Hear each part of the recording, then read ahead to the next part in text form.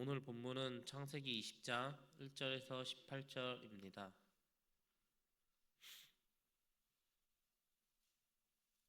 창세기 20장 1절에서 18절입니다. 창세기 20장 1절에서 18절을 저와 여러분이 한 절씩 교독하도록 하겠습니다. 아브라함이 거기서 네게브 땅으로 옮겨가 가데스와 술 사이 그날에 거류하며 그 아내 사라를 자기 누이라 하였으니 그날 왕 아비멜렉이 사람을 보내어 사라를 데려갔더니 그 밤에 하나님이 아비멜렉에게 현몽하시고 그에게 이르시되 내가 데려간 이 여인으로 말미암아 내가 죽으리니 그는 남편 있는 여자임이라. 아비멜렉이 그 여인을 가까이 하지 아니하였으므로 그가 대답하여 주께서 백성을 멸하시나이까. 그가 나에게 이는 내 누이라 하지 아니하였나이까. 그 여인도 그는 내 오랍이라 하였사오니 나는 온전한 마음과 깨끗한 손으로 이렇게 하였나이다. 하나님이 꿈에 또 그에게 이르시되 내가 온전한 마음으로 이렇게 한 줄을 나도 알았으므로 너를 막아 내게 범죄하지 않느냐.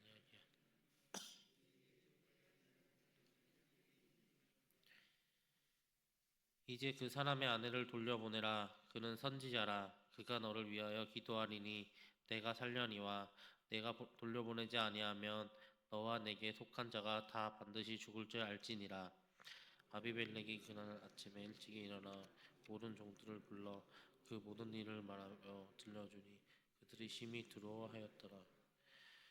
아비멜렉이 아브라함을 불러서 그에게 이르되 내가 어찌하여 우리에게 이렇게 하느냐. 내가 무슨 죄를 내게 범하였기에 내가 나와 내 나라가 큰 죄에 빠질 뻔하게 하였느냐. 내가 합당하지 아니한 일을 내게 행하였도다 하고 아비멜렉이 또 아브라함에게 이르되 내가 무슨 뜻으로 이렇게 하였느냐. 아브라함이 이르되 이곳에서는 하나님을 두려움이 없으니 내 아내로 말미암아 사람들이 나를 죽일까 생각하였으며 또 그는 정말로 나의 이복누이로서 내 아내가 되어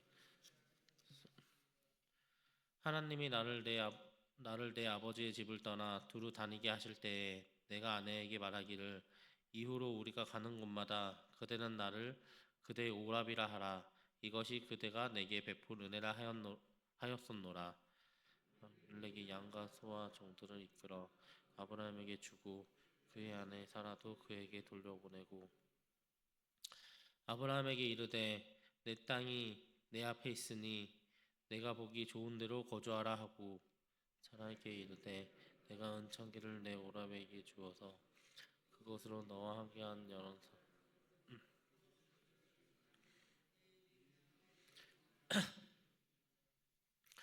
아브라함이 하나님께 기도하매 하나님이 아비멜렉과 그의 아내와 여종을 치료하사 출산하게 하셨으니 여호와께서 이왕에 아브라함의 아내 사레로 아비멜렉의 집에 모르테를 닫으셨음이더라. 아멘. 할렐루야. 오늘도 하나님의 은혜를 갈망하며 기도의 자리에 나오신 모든 성도님들을 주님의 이름으로 환영합니다. 우리가 잠든 사이에서도 졸지 않으시고 이 자리를 지키시는 하나님의 은혜가 오늘 이 새벽 우리 심령 가운데 충만하기를 소망합니다. 오늘 우리가 함께 묵상할 창세기 20장은 사실 아브라함의 생애에서 가장 감추고 싶은 장면입니다. 만약 지우개가 있다면 지워버리고 싶은 그런 부끄러운 장면일 것입니다.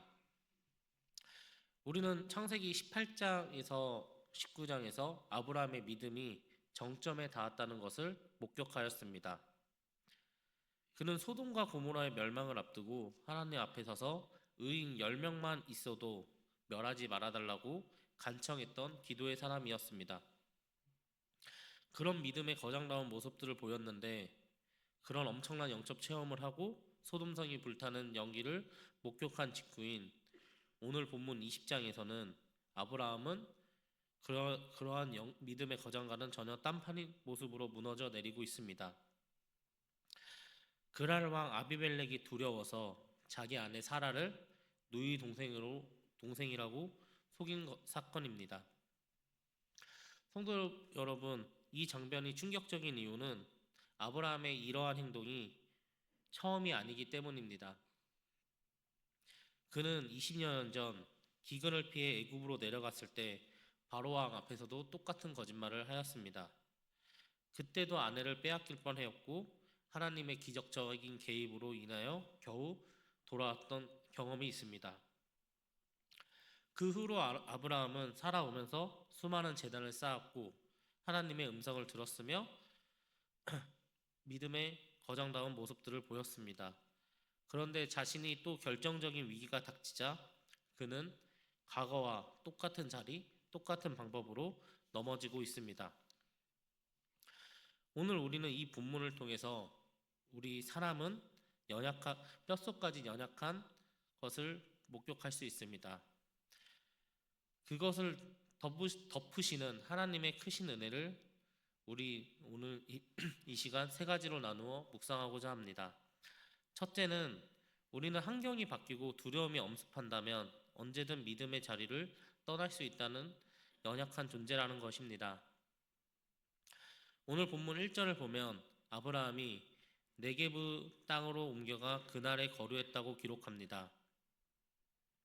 익숙했던 헤브론을 떠나 낯선 블레셋 사람들의 영역으로 들어간 것입니다. 환경이 바뀌었습니다. 그러자 아브라함의 마음속에 불쑥 두려움이 찾아왔습니다. 11절에서 아브라함은 나중에 이렇게 변명합니다. 이곳에서는 하나님을 두려움이 없으니 내 아내로 말미암아 사람들이 나를 죽일까 생각하였으며. 여러분, 이 아브라함의 계산 속을 한번 보십시오. 이 사람들은 하나님을 모르는 야만인들이다. 내 아내가 아름다우니 나를 죽이고 나의 아내를 뺏을 것이다. 분명 일리 있는 생각입니다. 하지만 이것은 하나님이 빠진 계산 속입니다. 하나님이 나를 이곳까지 인도했다는 사실을 잊어버리고 눈앞에 아비멜렉이라는 거대한 권력자만 보이기 시작한 것입니다. 이렇듯 두려움은 우리를 영적 건망증 환자로 만듭니다. 어제까지 나를 도우신 에베네셀의 하나님을 까맣게 잊어버리고 나는 살기 위해 거짓말이라는 낡은 갑옷을 다시 꺼내 입습니다. 사실 엄밀히 따지자면 사라는 이복누이였기 때문에 100% 거짓말은 아니라고 합리화할 수도 있습니다. 하지만 진실은 감추어 상대를 속이려는 의도와 내 목숨 하나 건지겠다는 이기심은 명백한 불신앙입니다. 사랑하는 여러분, 우리도 똑같습니다. 내가 교회 다닌 생활이 얼마인데, 내가 신앙생활 한 세월이 얼마인데 라고 자부하지만 사업의 위기가 오거나 자녀 문제로 속이 타들어가거나 나의 건강에 적신호가 켜진다면 우리도 아브라함처럼 인간적인 계산기를 두드리기 시작합니다. 이번 한 번만 내 방식대로 해보자. 하나님도 이해하시겠지.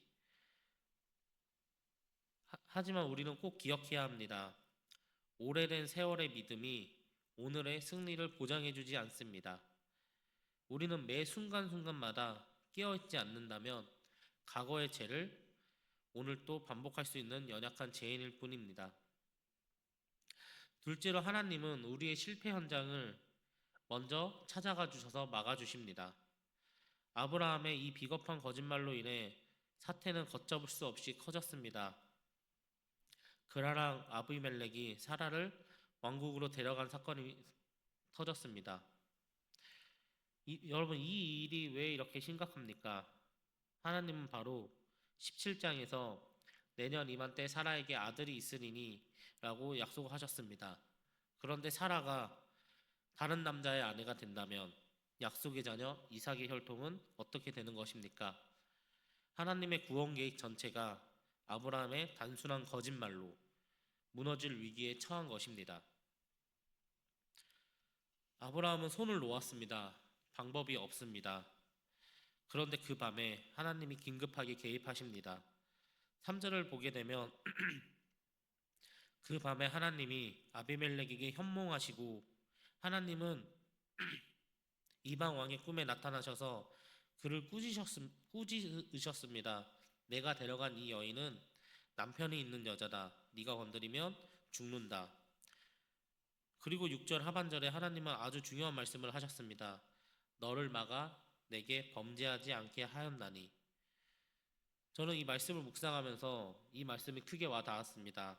바로 너를 막아입니다.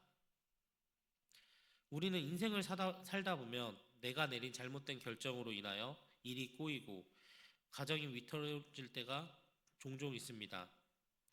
내 실수 때문에 누군가가 어려움을 겪는 것 같아 가슴을 칠 때가 있습니다. 하지만 하나님은 우리가 망하도록 내버려 두지 않으십니다. 우리의 실수보다 하나님의 언약이 더 강하기 때문입니다. 아브라함은 그 시간 자고 있었을진 모르지만 하나님은 주무시지도 않고 아비멜렉의 침실에 찾아가셔서 그를 막으셨습니다. 이것이 바로 불가항력적인 은혜입니다. 오늘 우리가 이만큼이라도 살고 있는 것은 내가 잘해서 살고 있는 것이 아닙니다. 내가 실수하여 낭떠러지로 가려 할 때 보이지 않는 하나님의 손길이 내 발걸음을 막아주셨고 최악의 상황을 면하게 해주셨기 때문임을 믿으시기 바랍니다. 셋째로 하나님은 실수한 자를 내버려 두지 않으시고 다시 복의 통로로 세워주셨습니다. 오늘 이 부분이 우리에게 주시는 가장 큰 소망일 것입니다. 하나님은 아비멜렉에게 아브라함의 정체를 밝히시는데 아주 놀라운 호칭을 사용하십니다. 7절 상반절을 함께 보시면 이제 그 사람의 아내를 돌려보내라. 그는 선지자라. 그가 너를 위하여 기도하리니 내가 살려니와 라고 적혀 있습니다. 여러분 이 말씀이 이해가 되십니까? 지금 아브라함의 꼴이 어떻습니까? 자기 혼자 살겠다고 아내를 팔아넘긴 비겁한 겁쟁이입니다. 오히려 이방왕 아비멜렉이 더 윤리적으로 깨끗해 보이기도 합니다. 그런데 하나님은 아브라함을 향해 그는 선지자라고 선포하고 계십니다. 성경에서 사람에게 선지자라는 단어를 처음 쓴 것은 바로 오늘날 이 장면입니다. 가장 부끄러웠던 순간에 하나님은 가장 영광스러운 신분으로 확인시켜 주셨습니다. 하나님은 아비멜렉에게 아브라함이 윤리적으로 훌륭하니까 존경해라라고 하지 않았습니다. 비록 그가 실수했어도 그는 내가 택한 사람이다. 그가 너를 위하여 기도해야 내가 산다라고 말씀하신 것입니다. 그리고 바로 17절을 보게 되면 아브라함이 하나님께 기도함에 하나님이 아비멜렉과 그의 아내와 여종을 치료하사 출산하게 하셨으니 결국 아브라함의 기도의 손을 들었을 때 그날 왕 집안에 닫혔던 태가 열리고 저주가 풀렸습니다. 참 아이러니한 사건입니다. 자기 아내 문제도 해결하지 못해 전전긍긍하던 아브라함이 기도를 통해 남을 살리는 처지가 되었던 것입니다. 이것이 바로 복음입니다. 하나님은 우리의 어떠한 특별함 때문에 우리를 쓰시는 것이 아닙니다. 하나님이 우리에게 주신 신분 때문에 우리를 쓰시는 것입니다.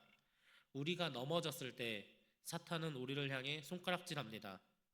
네가 그러고도 직분자냐? 네가 그러고도 기도할 자격이 있냐? 하지만 하나님은 오늘 말씀하고 계십니다. 그렇다. 그는 실수했다. 하지만 그는 여전히 내 아들이고 내 딸이다. 그가 회개하고 기도하면 나는 다시 일할 것이다 라고 말하고 있습니다. 하나님은 아브라함의 부끄러움을 덮어주셨습니다. 그가 다시 기도의 자리에 섰을 때 그의 무너진 권위를 회복시켜 주셨습니다. 상처 입은 치유자로 다시 세우신 사건입니다. 말씀을 정리하려고 합니다. 오늘 우리는 아브라함의 모습을 통해 마치 거울을 보는 것처럼 나의 모습을 봅니다. 우리는 20년을 믿어도 30년을 믿어도 앞으로 계속 믿는 가정에서도 여전히 두려움 앞에 흔들리고 뻔히 아는 죄를 반복하는 연약한 존재들입니다. 때로는 나의 실수로 인해 가족이 힘들거나 교회가 힘들거나 내가 속한 단체가 힘들 때도 있습니다. 그러나 우리 오늘 말씀을 듣고 낙심하지 마십시오. 나를 보지 말고 나를 붙드시는 하나님을 바라보십시오. 우리의 연약함보다는 하나님의 심실하심이 더 크기 때문입니다. 우리의 실수보다 하나님의 은혜가 훨씬 더 큽니다. 하나님은 오늘도 우리의 실수를 막아주십니다. 그리고 넘어진 우리를 일으켜 세우사 너는 그래도 내 사랑하는 자녀요 세상을 살릴 기도의 용사라고 불러주십니다. 오늘 이 새벽 이 크신 하나님의 사랑을 의지하며 다시 일어섭시다. 하나님, 나는 자격이 없으나 주님의 보혈 의지하여 기도합니다. 내 기도를 통해 우리 가정이 살고 내 기도를 통해 우리의 일터를 살게 해달라고 이렇게 담대한 은혜의 보좌로 나아가는 저와 여러분이 되시기를 주님의 이름으로 간절히 소망합니다. 기도하겠습니다. 사랑과 은혜가 풍성하신 하나님 아버지, 오늘 말씀을 통해 아브라함의 연약함이 곧 나의 모습임을 고백합니다. 우리는 늘 부족하여 넘어지지만 그런 우리를 포기하지 않으시고 덮어주시며 다시금 사명의 자리로 불러주신 은혜에 깊이 감사드립니다. 주님, 오늘 우리에게 회복시켜 주신 그 기도의 권세를 가지고 주님의 몸된 교회를 위해 기도합니다. 우리의 교회가 아브라함처럼 세상의 실수와 아픔을 품고 기도하는 중보의 제단이 되게 하여 주시옵소서. 정죄와 비난보다는 덮어줌과 사랑이 넘쳐나는 은혜의 공동체가 되게 하옵소서. 특별히 이 교회에 맡겨주신 귀한 사역들을 위해 기름 부어주시길 원합니다. 다음 세대를 세우고 영혼을 구원하며 이웃을 섬기는 모든 사역 위에 사람의 힘이 아닌 성령의 능력을 더하여 주시옵소서. 우리의 연약함을 가리어 주시고 오직 하나님의 영광만이 드러나는 사역이 되게 하옵소서. 또한 우리 교회가 세워진 이 지역 사회를 위해 기도합니다. 아브라함이 그랄 땅을 위해 기도했을 때 그곳이 치유되었던 것처럼 우리 교회가 이 지역의 아픔을 싸매고 영적으로 메마른 곳에 생수를 흘려보내는 복의 통로가 되게 하여 주시옵소서. 우리를 통해 이 지역에 죽어가는 영혼들이 주님께로 돌아오는 역사가 있게 하옵소서. 오늘 하루도 내 문제에 갇혀있는 것이 아니라 세상을 살리는 넓은 기도로 승리하는 우리 모두가 되게 하실 줄 믿사오며 우리를 죄에서 구원하시고 사명 주신 예수 그리스도의 이름으로 기도드립니다. 아멘.